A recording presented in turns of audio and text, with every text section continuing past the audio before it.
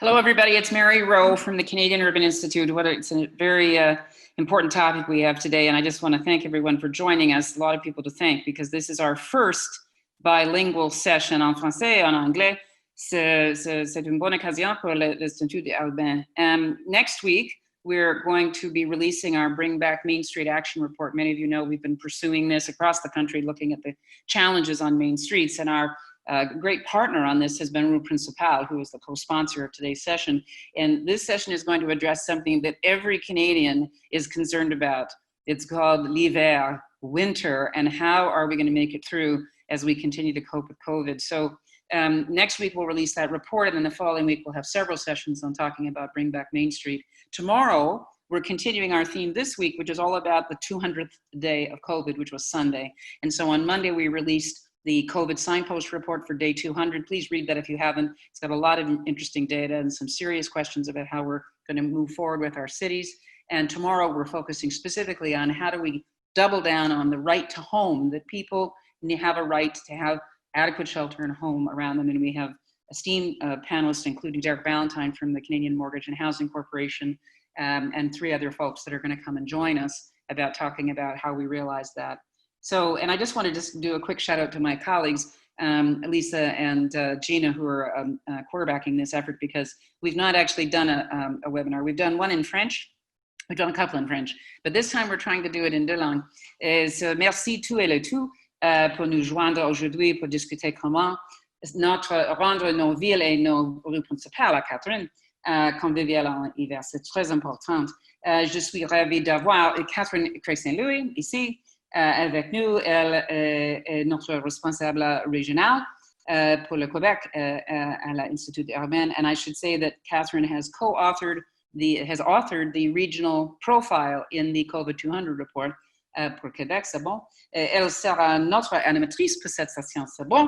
Catherine, je te donne la parole et merci à beaucoup de panélistes et la traducteurs, Louis and Michelle, who are in the back helping us move between French and English. So over to you, Catherine, and thanks for all of you joining us. It's a very important conversation. Bienvenue. Merci. Merci beaucoup, Mary. First word maybe on the translation so everybody can hop on and follow in the language of their choice. You'll see in the chat, there's been both in French and in English, a little how-to. You'll see, and I'll repeat this in French right after, at the bottom of your screen, there's an interpretation or translation button. You can click on that and choose the language you want to hear this conversation in. When the panelists are going to speak in that language, you'll just hear them. But when someone speaks in the other language, well, then you'll have the translation there. Alors, premier mot concernant la traduction.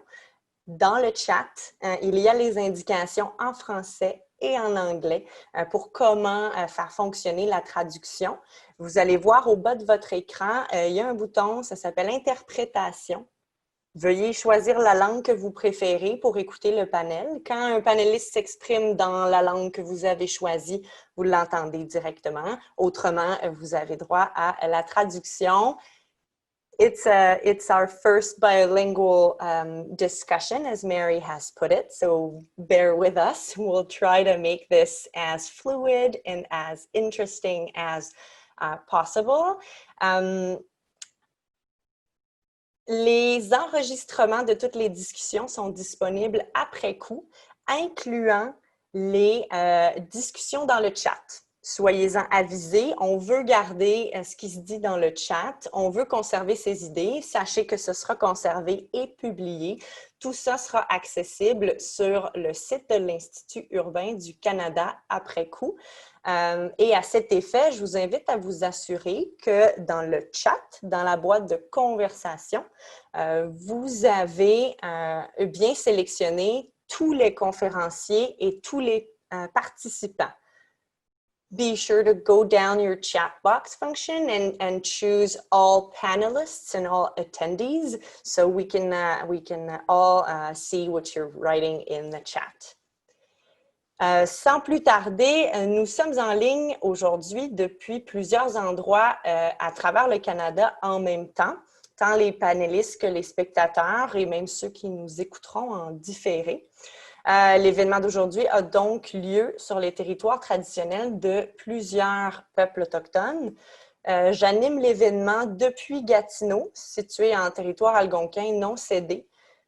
C'est encore bien peu, mais je veux vous partager, puis c'est encore plus important pour moi au vu d'événements récents là, dans l'actualité québécoise ces derniers jours, de vous partager que pour moi, ça veut dire de poursuivre les conversations, le dialogue qui sont souvent inconfortables pour moi et pour les interlocuteurs, mais je pense que c'est important parce que ces dialogues, ces discussions-là sur l'histoire, par exemple, des peuples autochtones au Québec, sur les territoires sur lesquels on œuvre, ces discussions-là ont un fort pouvoir transformateur. Puis c'est une des quêtes que j'ai entreprises probablement trop tard, mais qui m'habite beaucoup ces derniers mois. Je rappelle l'esprit des discussions qui sont le gros de City Talk, des discussions candides qui allient analyse, commentaires, perspectives personnelles. Chaque panéliste aujourd'hui est avec nous pour nous présenter sa perspective, ses réflexions, parfois ses questions, des fois ses exemples, mais surtout ses expertises, ses perspectives, mais aussi son expertise. What brings together the panelists we have on today, and we'll probably be able to talk or speak further to that during the discussion, is their interest for collective spaces, public spaces, a design that's inclusive, thinking our main streets, our inner cities, our inner neighborhoods in a way that is for all season, for all people, and to think maybe outside the box. I'll start the conversation with that. A little note to the panelists and myself. Remember, we were given the little advice to speak a little bit slower than we're used to for the translation to be able to take place. Without further ado, I'll invite each one of the panelists one at a time. I'll name you since online it's going to be easier if I direct a little bit that part of the discussion. To introduce yourself and maybe share a bit with us what's your perspective either on winter, on main streets, on inner cities, on all of this, a combination of all. And we'll start with Ayla, if you'd like, winter city planner in Edmonton. Here's to you. Merci, Catherine. So good morning.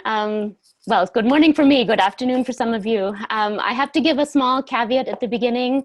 I am the winter city planner for the city of Edmonton, but because of COVID-related budget restrictions, I've actually been on a temporary layoff since the spring. So I can't speak officially about what will be happening in the city of Edmonton this winter, but I'm here to share with you what we've done with our winter city strategy over the last 7 years. So very briefly, our winter city strategy is a 10-year holistic strategy. We used a systems thinking approach. So like the iceberg model where you see a few things at the top, we weren't just talking about events and festivals that most people think about in the wintertime. We looked at everything that underpinned those. So our bylaws, our policies, how we did our budget, our maintenance and operations procedures, our urban design, and our infrastructure.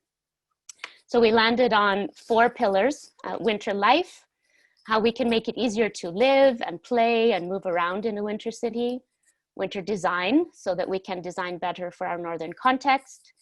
The 3rd pillar is winter economy, so supporting things like winter festivals and developing a 4-season patio culture, and also encouraging the expertise we have, such as cold weather construction. And then our last pillar is winter story, and that's that whole cultural piece, looking deeper at how we talk about winter, not just to others, but to ourselves. Edmontonians were very good at saying it was -30 for 6 months of the year, which it really isn't. So also, how do we talk about that to others and encourage winter tourism? So for the purpose of today's conversation, I want to focus on how we've improved the public realm and embraced outdoor winter life. So one of our very first projects was the Winter Design Guidelines that we wrote for Edmonton's winter context. But there are 5 principles that work for our city and work for other winter cities. So the first 2 are blocking wind and capturing sunshine.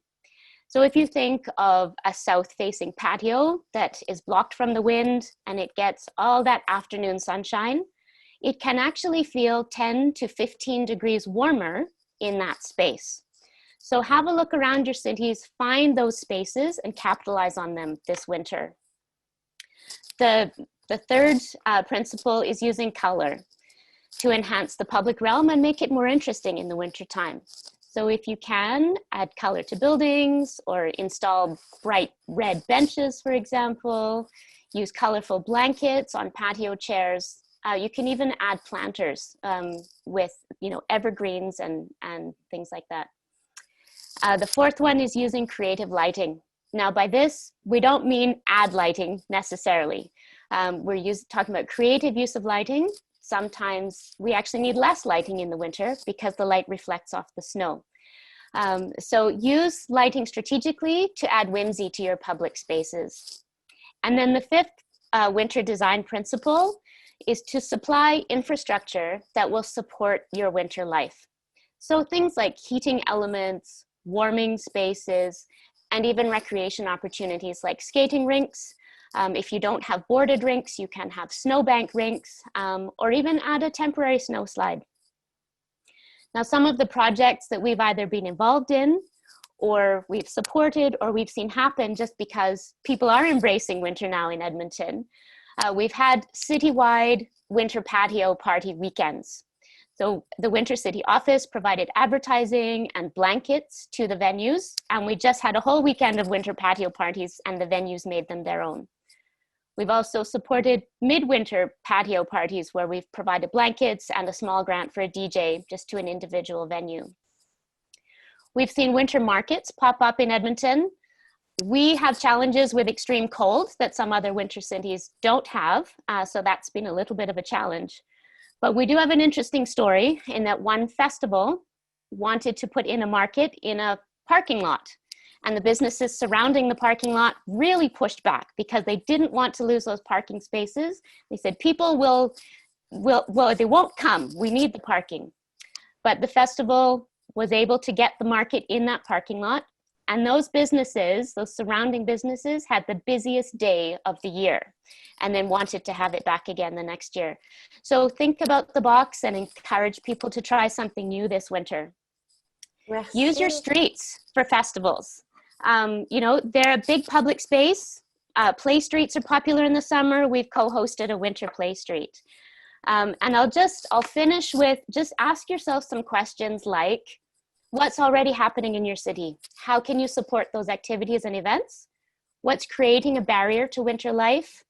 What policies and procedures were designed for summer? Are your patio permits only for summertime or are they for year round? Have a look at those and see what you can do to encourage winter life in your city this winter. Thank you. Merci. Thank you so much, Eileen. We'll definitely have time to either touch base on some of these or for the questions or comments to continue on what you've started. I'd move on if you'd like to Sheena, co-founder of the Night Lab, and your perspective either on Main Street or on winter, and of course with all of those reflections on nighttime economy. To you, Sheena. Oh, and it always happens. I'll do this with the mic on. It's easier. Thank you. Yes, absolutely. No one wants to just read my lips, do they? So like you said, I'm from Night Lab, and what we basically focus on is the nighttime economy. So for most of our intents and purposes today, I am going to be speaking from that perspective and from the perspective of what we call the festive night perspective.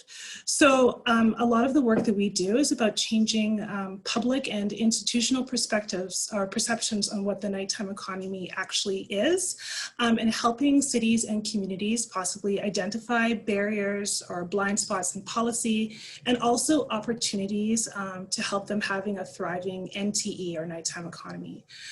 So when I talk about the nighttime economy, like I said, most people go automatically towards the festive night portion of the nighttime economy. And of course, because that's the fun part.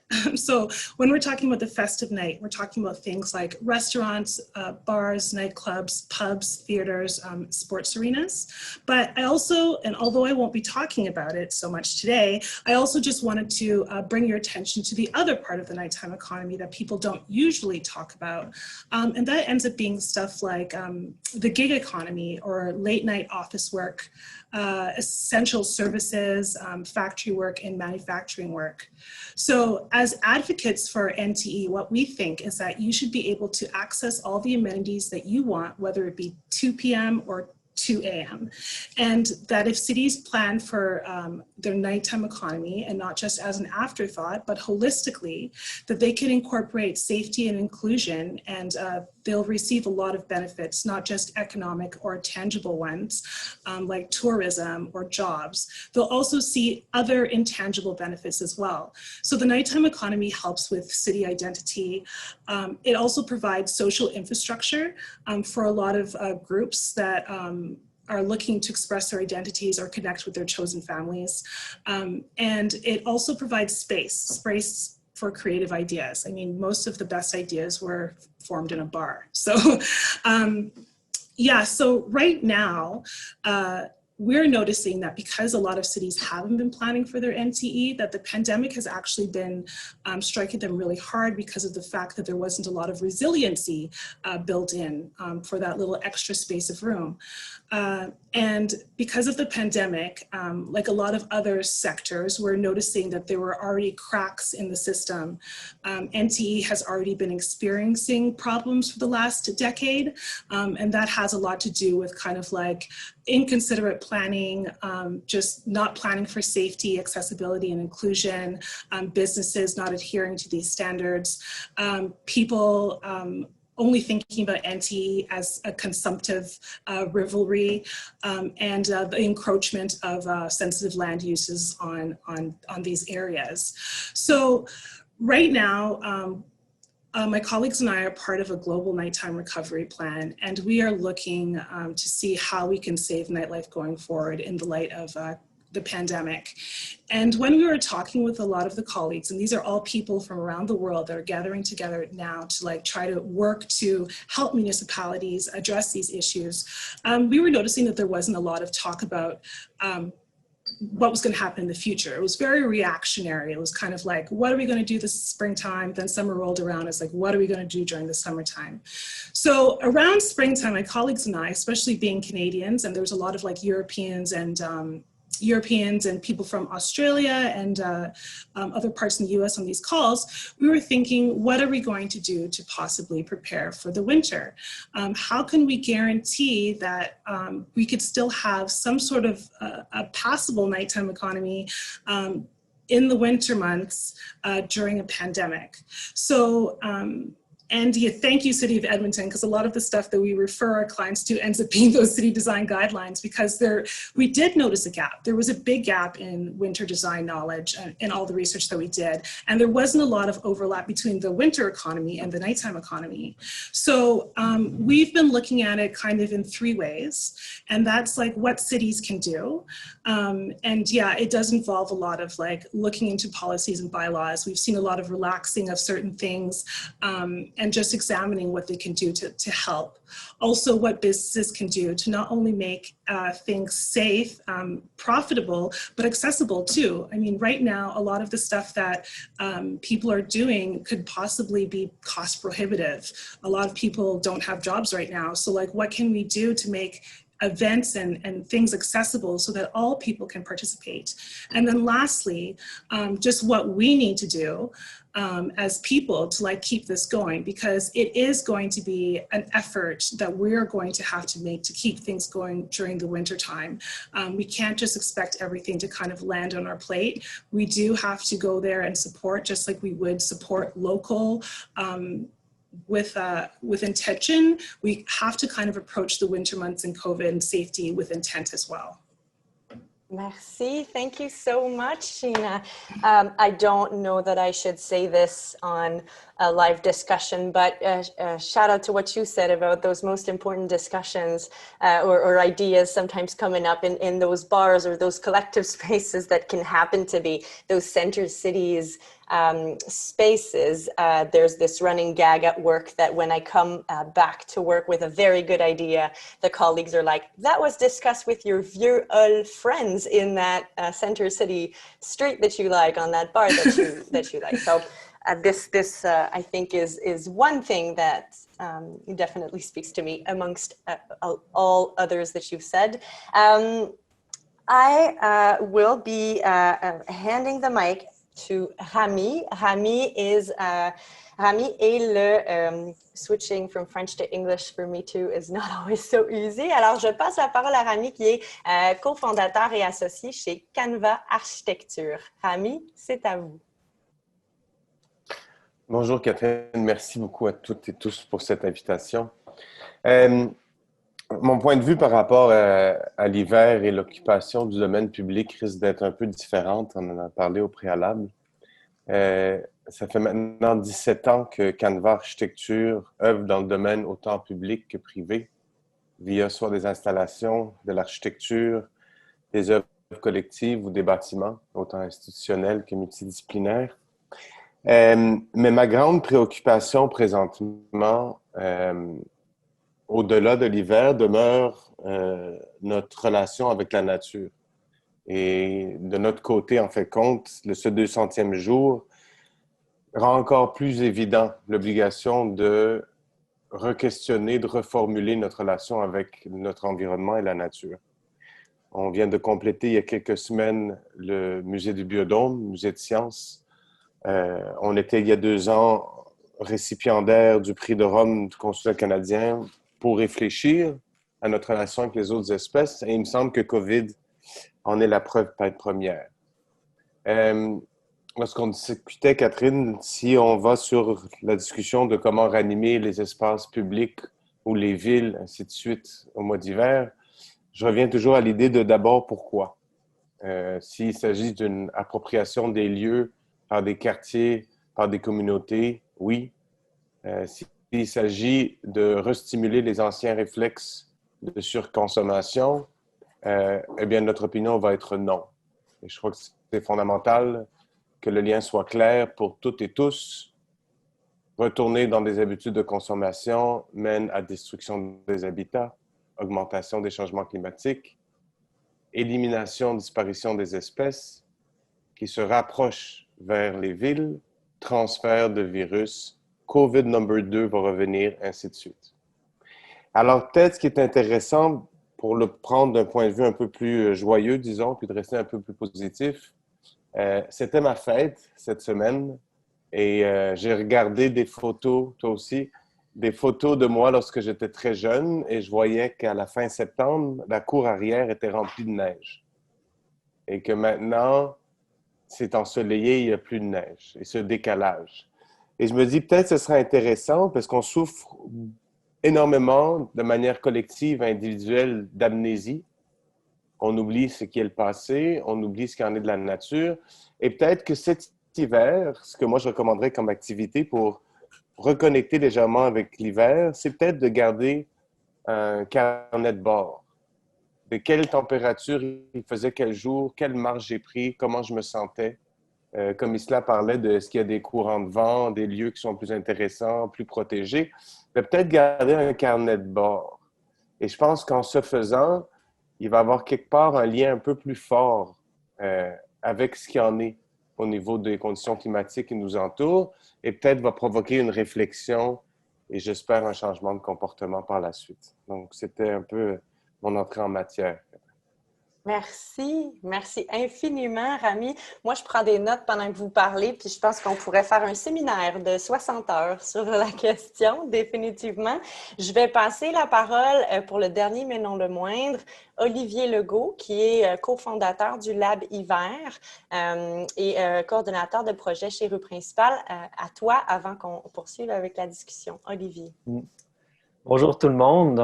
Merci Rami de toujours nous ramener finalement quelles sont nos aspirations, les piliers de nos aspirations. Je pense que c'est vraiment important de prendre ces pas de recul puis se demander pourquoi on fait ça puis finalement où ça nous mène, les actions qu'on souhaite entreprendre. Donc pour ma part, moi ça fait un peu plus de 10 ans que j'étudie les villes d'hiver. Puis on a fini par fonder le laboratoire de l'hiver. Puis je pense que en introduction, nous, notre intention pour cet hiver est vraiment de miser sur l'hiver de proximité. Cet hiver-là qu'on vit avec nos voisins dans notre communauté qui vont faire en sorte d'intégrer les commerces de proximité.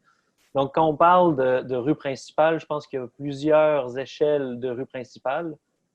Et puis, celles qui semblent avoir le plus de chances de succès et qui sont finalement les plus importantes à sauver sont les rues principales de nos quartiers, celle qui est pas très loin de chez nous. Puis, notre approche avec tout ça, finalement, on est en train d'essayer de ficeler un projet qui avance bien, mais on ne sait pas trop quel sera le résultat final. Mais on veut créer vraiment un réseau d'hiver de proximité où finalement, la ruelle en arrière, il y a des initiatives citoyennes qu'on va pouvoir encadrer, qu'on va pouvoir aider à avoir à avoir des initiatives intéressantes, qui est liée finalement à la rue principale de quartier. Donc, comment qu'on fait en sorte que cette rue-là soit intéressante, puis que les commerces locaux de proximité puissent tirer leur épingle du jeu à travers tout ça, puis qui relie au parc de quartier où là, on a un petit hub d'activité, un petit hub de rencontres communautaires, donc qui permet la distanciation physique, mais qui fait en sorte qu'on se retrouve dans la chaleur humaine de la communauté, puis qu'on a quelque chose à faire pour aller dehors, puis qui nous incite à bouger. Parce qu'on sait finalement que pour être capable d'être dehors l'hiver, il faut être en mouvement. Donc, de créer ce parcours-là où il y a des attractions, des choses intéressantes, des lieux de rencontre, mais dans la distanciation physique, c'est ce qu'on a envie d'essayer cet hiver, finalement. Ça sous-entend finalement un gros projet parce qu'on a peut-être 5 espaces à investir pour un seul quartier. Donc, finalement, c'est un modèle qu'on teste, qu'on souhaite tester pour les années à venir, mais ce projet-là, finalement, aura un impact très local, malheureusement. Mais en même temps, c'est par là qu'il faut commencer, je crois. Donc, c'est vraiment ça qu'on essaye de créer cet hiver, un réseau d'ambiance hivernale de proximité. Merci beaucoup, Olivier. Merci à tous pour vos premiers mots sur la question. J'enchaînerai, puis là, je ne suis pas pantoute mes notes parce qu'en vous écoutant parler, ça m'amenait ailleurs. J'aimerais qu'on commence ou qu'on poursuive peut-être sur la question de cet hiver sous l'égide de la COVID. Pas que, on n'est pas obligé de parler que de ça, mais commençons par cet hiver qui s'en vient. Parce que je trouve que, puis je serais intéressée de vous entendre là-dessus, corrigez-moi ou poursuivez là, quand vous souhaiterez prendre la parole, mais l'hivernalité, comme plusieurs autres enjeux ou thèmes qu'on aborde dans la vie de tous les jours, l'accès aux espaces publics, des infrastructures sécuritaires pour les piétons, les cyclistes, etc., ils existaient avant la COVID, ces obstacles-là, ces préoccupations-là. Puis l'hiver qui s'en vient, comme l'été qu'on vient de passer, sert un peu à ressouligner ces grands enjeux-là ou ces besoins-là qu'on a de reviser, de réformer. Peut-être qu'on avait déjà ça en tête pour les anciens hivers, les hivers précédents, mais pour cet hiver, pour quelqu'un qui se dit « c'est déjà bien gros pour moi de penser à faire sortir les gens à moins 30 pendant une semaine. On pourra revenir sur les perceptions. Mais comment je rassemble les gens? Comment j'essaie de maintenir ce sens de la communauté-là ou d'offrir cet espace d'appropriation-là en temps de COVID? Est-ce que ça passe par du multimédia? Est-ce que ça passe par des plus petits groupes, des plus petits événements, des plus petits espaces, mais un réseau? Bref, je veux pas, moi, prendre trop de temps là-dessus, mais est-ce que ça inspire quelqu'un? Est-ce que quelqu'un veut poursuivre là-dessus? Peut-être pas. Des fois, je pose des mauvaises questions. Oh, Olivier?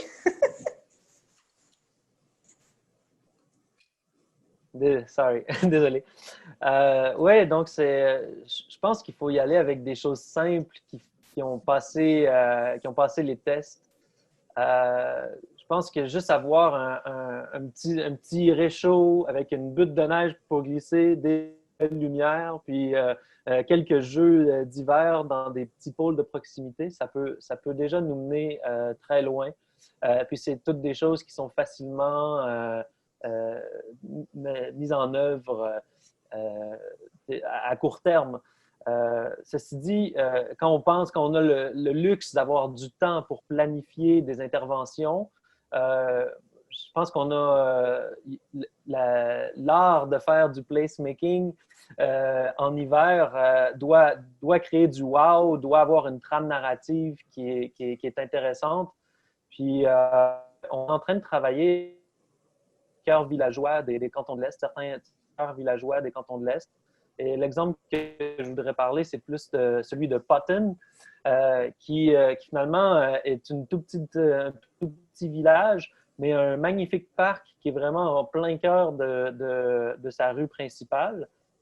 Et puis, ce qui caractérise les cantons de l'Est, finalement, c'est avoir tous ces petits pavillons saisonniers qui sont bien situés au cœur du parc, qui est au cœur de la ville. Puis, notre stratégie, finalement, c'est de créer des espèces de lanternes avec ces pavillons saisonniers-là, puis de créer des scènes d'un conte. Puis, on travaille finalement de pair avec la communauté Abénaki qui avait son territoire dans cette région-là, qui l'a toujours. Puis qui finalement a une légende qui parle de l'ours polaire qui souffle l'hiver sur le territoire. Puis le créateur Abénaki avait créé les oiseaux pour amuser les enfants, mais finalement a décidé de les peinturer pour qu'ils puissent les voir dans l'hiver, parce que les oiseaux, quand ils étaient blancs, ben, on les perdait de vue dans l'hiver. Donc, il y a tout un conte, finalement, qui fait honneur à la sagesse de la culture Abénaki. Puis c'est ça, on travaille ça avec eux. Puis même le chef Oben Sawin s'est rendu disponible pour venir faire de l'éducation sur la culture Abénaki, puis raconter ce conte-là à la communauté.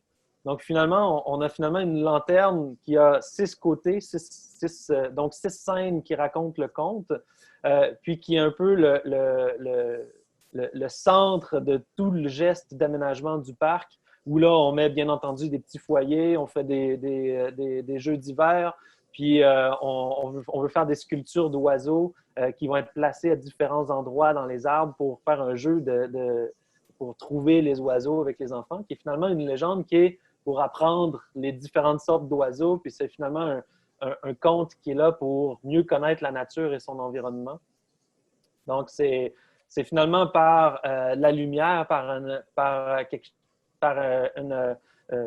installation artistique qui prend vraiment du sens parce qu'elle est bien intégrée à comment on vit le territoire. Donc, jusqu'à maintenant, on a une très bonne réception là, de la communauté par rapport à ce projet-là. Puis on va voir, il devrait être mis en œuvre pour l'hiver 2020-2021. Donc, on a bien hâte de voir ça réalisé. Merci. Thank you, Olivier. Thank you very much. Do I have someone else who wants to hop on? I see Ayla, and don't hesitate to wave. I'm trying to keep an eye. Ayla, to you. Okay, sure. Thank you. Yeah, Olivier has some excellent ideas, provide support for local placemaking. Play streets are really easy to do, just blocking off the street. Kids will bring out hockey sticks and pucks and they will play Sometimes providing some equipment will help. Fire pits, you know, keep people there longer. They feel warmer. They'll stick around. So providing support for local groups to do things within their communities is really important. One of the things we've found over the last 7 years with the Winter City work we've done is sometimes the city needs to do something first. We need to show what's possible. And then community groups will run with it, and they'll do all kinds of creative things. So sometimes just starting, you know, just start with something small and inspire people. The other thing we have found, particularly for walking and for winter cycling, is that maintenance is key, and maintenance needs to be predictable. So if you've got places where people are walking, or you've got bike lanes, they need to be cleared and they need to be maintained on a very predictable basis. If people run into snow or ice, they will stop. They will stop riding, they will stop walking. So I think that will be really, really important for this winter, is keeping those public spaces accessible. Accessibility came up earlier as well. Some places have put up temporary bike lanes. I mean, cycling has just taken off around the world right now. So how do we keep people active on bicycles? In some cities, like Edmonton, we need studded tires. But how many people know that?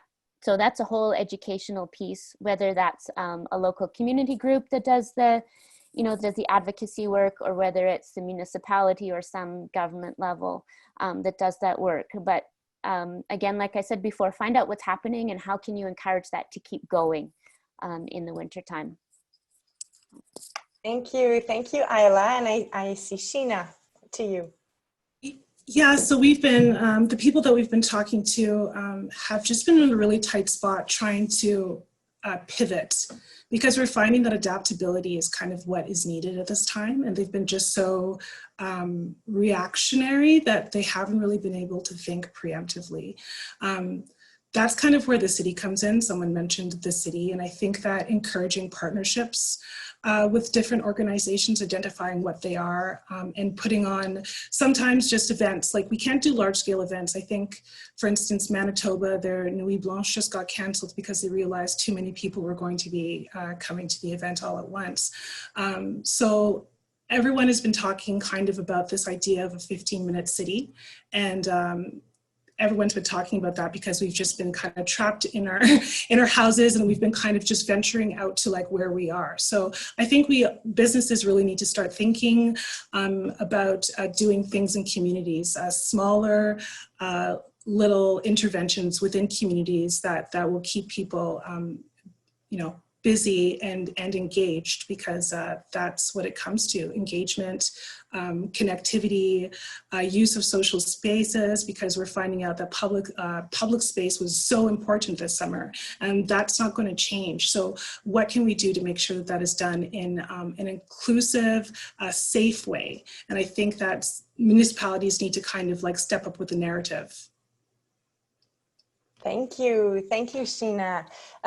We've been speaking, and I'm sure I see some of the l'auditoire à la maison, the people listening to us. They're either liking or ils font du pouce sur les idées qu'on partage. So it's generating a lot of discussion in the chat with people. Really, it seems to resonate, this question of supporting local ideas, of a cities needing to be a part of that project sustaining of changing a city, or having a city evolve into being a winter city. Sur la question de l'appropriation par les gens dans les milieux. On en a parlé un peu, Olivier, tu parlais de l'expérience des cantons de l'Est, mais avez-vous des besoins ou des exemples en cours, ou des embryons de réflexion sur la question dans chacun de vos milieux, sur comment cet hiver, notamment en lien avec la situation, comment on implique les gens pour qu'ils ils participent eux aussi à faire de ces milieux-là ou de leur rue à eux un espace plus collectif, plus rassembleur. Est-ce que ça vous inspire? Oui, je pense qu'il n'y a jamais autant d'opportunités pour les citoyens de s'approprier leur espace collectif qu'en temps hivernal. Donc, finalement, je pense que c'est peut-être en créant des groupes Facebook de bonnes pratiques. Ici à Montréal, on a un réseau des ruelles vertes. Finalement, il y a plein de comités locaux qui s'occupent des ruelles vertes. Donc, comment en faire des ruelles blanches? Est-ce qu'on peut centraliser de l'information et en parler dans les médias pour les meilleurs exemples d'initiatives citoyennes? Je pense que cet été, on a vu énormément de gens jardiner, planter des fleurs, prendre soin de la rue, de la ruelle, de leur cours. Donc, est-ce que c'est le moment justement de dire, bon, on a un projet collectif, puis on fait un concours de ruelles blanches, ce qui est finalement plus un état d'esprit et des efforts de communication que réellement changer la ville au complet. Puis, donc, c'est peut-être vers ces initiatives-là qui sont les plus porteuses puis qui vont faire en sorte que les gens vont se retrouver et vont réapprendre à jouer dehors en ville. Donc, il faut un peu retrouver l'enfant en nous. Hein? Les enfants, c'est les meilleurs publics cibles pour l'hiver. Puis, il faut réapprendre à faire des glissades. J'ai été surpris l'an dernier quand on a fait le Lab Hiver à quel point les architectes de glissades sont peu, sont peu nombreux. Et ça, juste pour pelleter de la neige et faire une petite glisse, c'est quelque chose qui est super fun à faire. Puis finalement, des fois, la ville peut juste arriver avec un loader puis pousser un gros tas de neige. Puis dans le parc du quartier, le reste des gens s'occupent du reste. L'an dernier, on avait commencé à faire une petite butte. Puis on avait fini le vendredi, puis on est arrivé le lundi matin. Puis elle avait triplé de hauteur.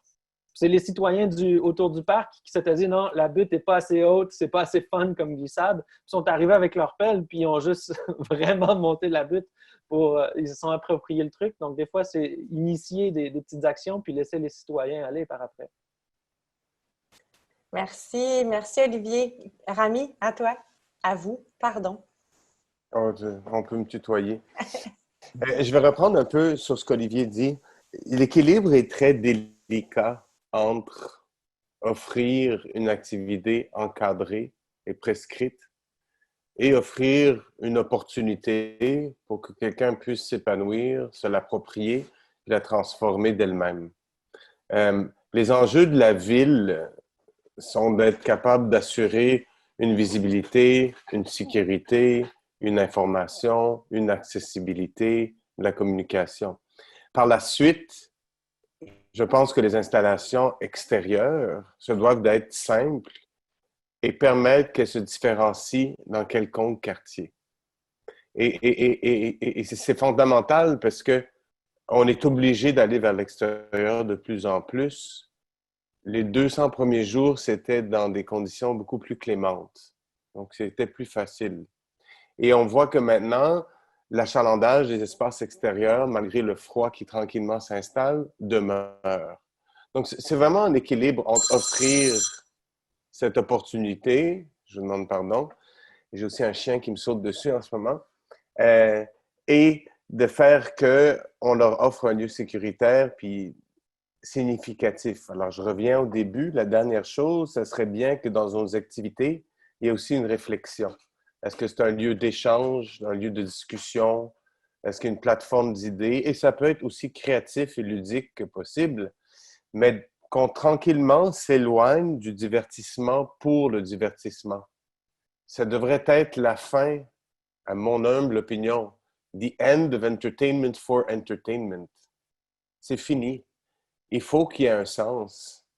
Je pense qu'on a tellement passé à côté de décisions cohérentes et importantes pour notre avenir que ces lieux de rassemblement peuvent revenir à la base sans être une agora, mais disons une opportunité pour échanger et discuter de où on veut aller plus tard.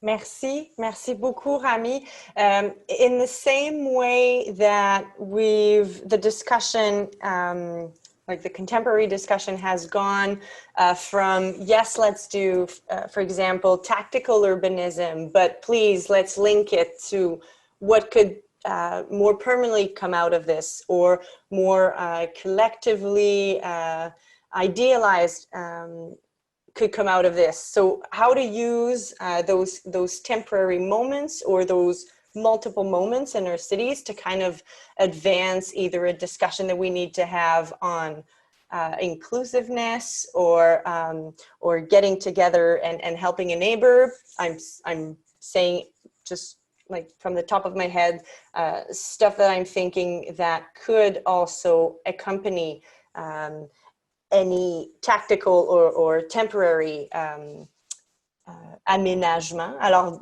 ce qu'on fait dans nos quartiers qui peut peut-être paraître anodin peut aussi être un outil pour créer du sens, ou pour poursuivre la réflexion à d'autres échelles. Something Rami said at the beginning about taking note or keeping track of the changes that happen, it resonated with something I read this week about, and I didn't know much about it, so I went and I read a little bit about those 72 micro seasons in some traditional Japanese calendars, who would bring you from, oh, this is the moment where the soil is humid and the air is humid, to a few weeks further down the year, the micro season where mist lingers in the air. There's something that reminds me a lot of what Rami said at the beginning, of like, well, maybe that's a way for people to kind of modify their perceptions. So what I think I'm doing is I'm bringing you back to those perceptions, les perceptions que les gens ont, que l'hiver, c'est un bloc monolithe, c'est une saison, il fait fret, puis c'est pas le fun et dehors.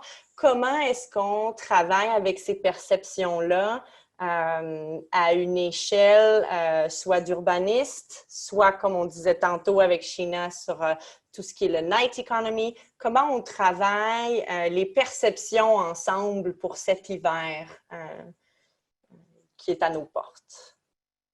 Sheena? Mike again, sorry. No, thank you for telling me. Seems to be a regular thing. Someone was talking to me and they were saying, you know, don't tell me what I can't. I'm sick and tired of people telling me what I can't do. I would like if people would tell me what I can do. So what we're noticing is that there does need to be a lot of communication about what can be done, and to help change perceptions about the situation. Also, just getting people involved in a bunch of stuff. I know that you said that entertainment might not necessarily should be the end all. And I totally agree that a lot of our systems are broken and they totally need to be revisited. But right now for this winter, I think that having interesting things to do, interesting places to go, having sort of like an idea of activities, because a lot of people that I talked to said that they would love to embrace winter activity, specifically for winter, not just like a summer activity that was done in winter. So, you know, how can we do that? How can we get people involved that way? And also, how can we make it accessible for everyone? Because, I mean, I know for me growing up, a lot of the winter activities that were done for recreation and leisure were totally cost prohibitive to me.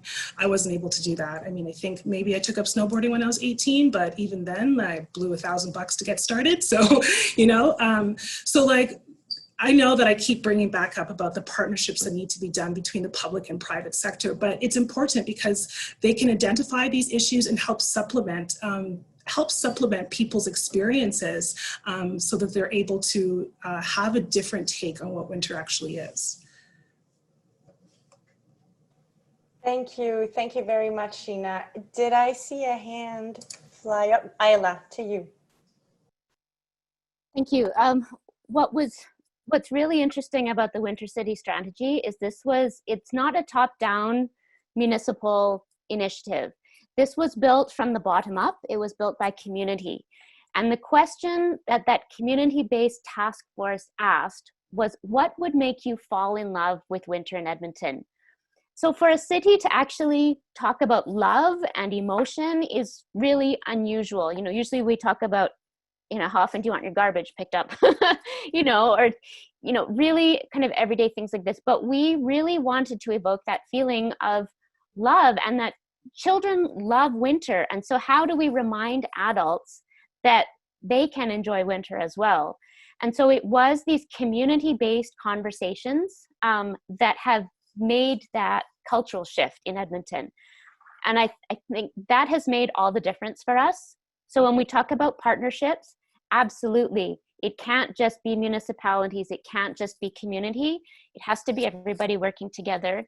And just having that conversation while the strategy was being developed started that mind shift. People were reminded of what they did as kids. Most often, if you ask people what their favorite memory is of winter, it'll be one from their childhood. So definitely have those conversations. I think COVID has provided us an opportunity to be outside more, to connect with nature more, and to connect with our neighbors and our communities. So take this opportunity, have those conversations, and definitely have it, you know, from the ground up. Like I said, the Winter City strategy is community-based, and it has come straight from community.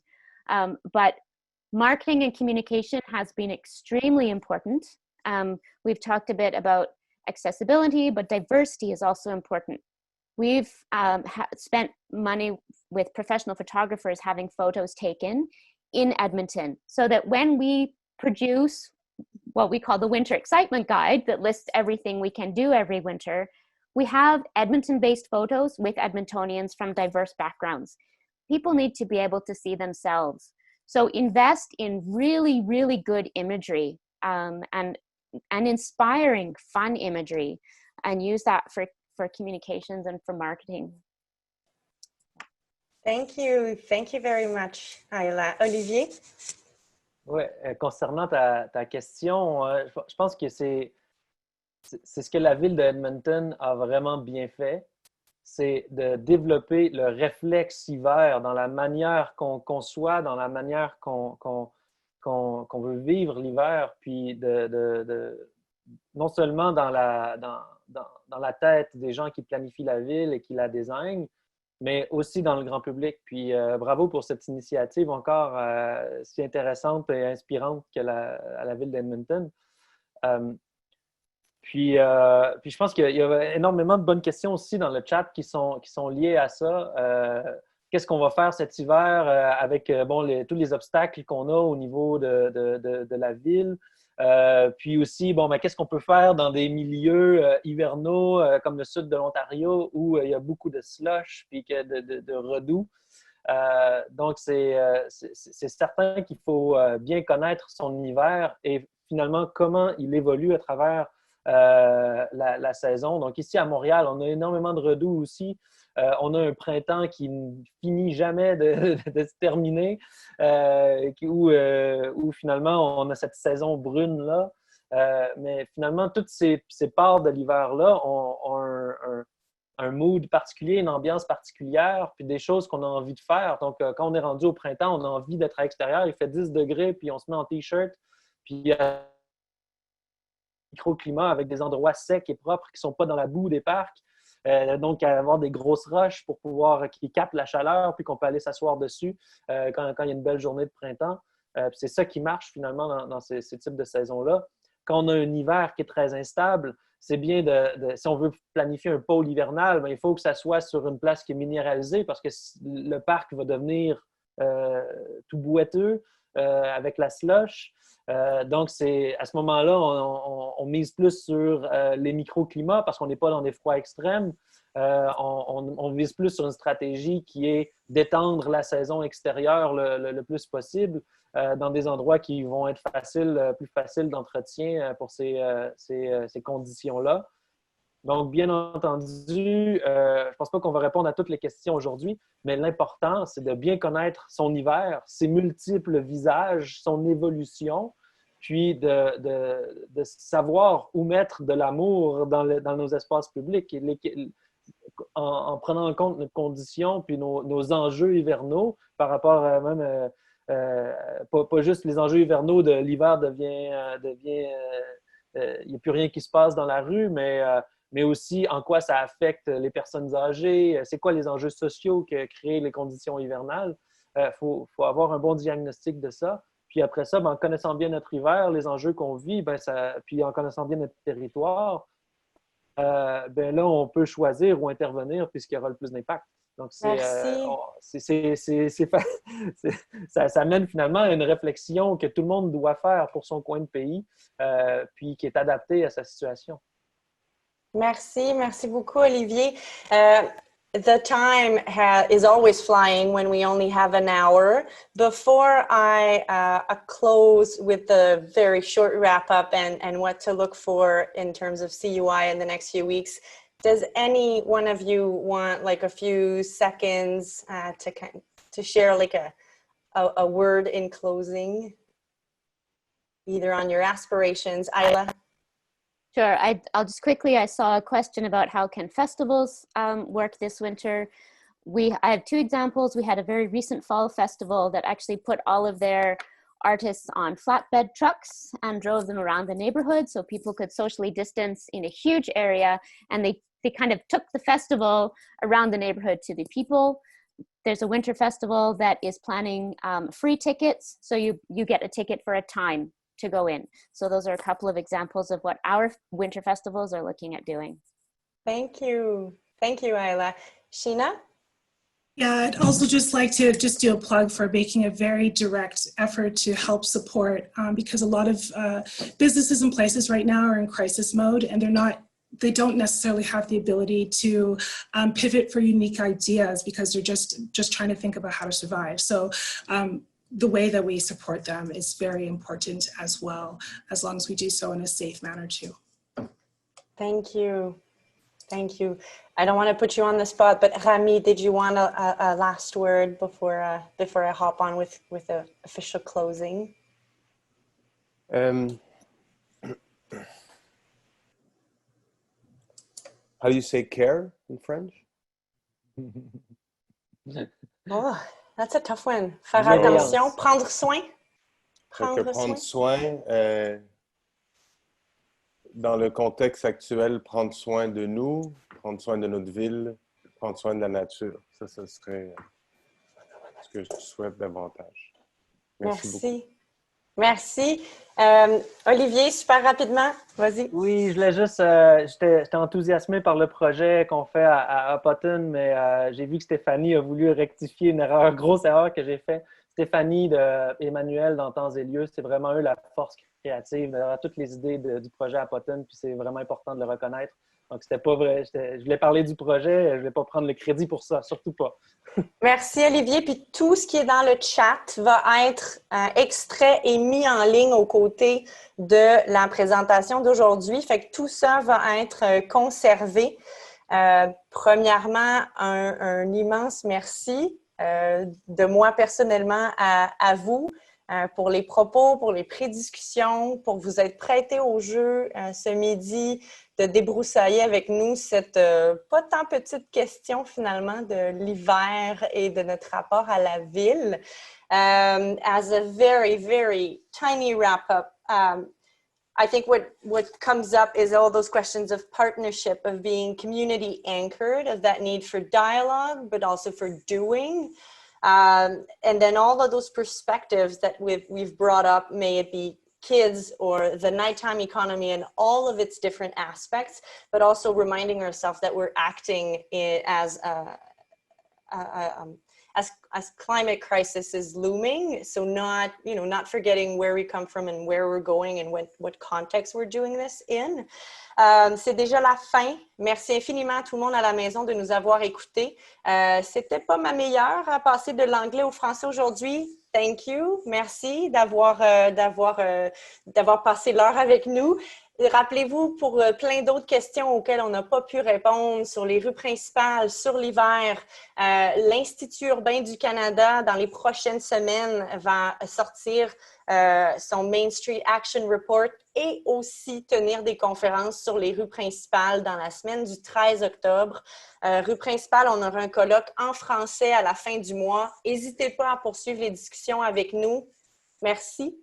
Merci à tous. Merci Ayla, merci Olivier, merci Sheena, merci Rami.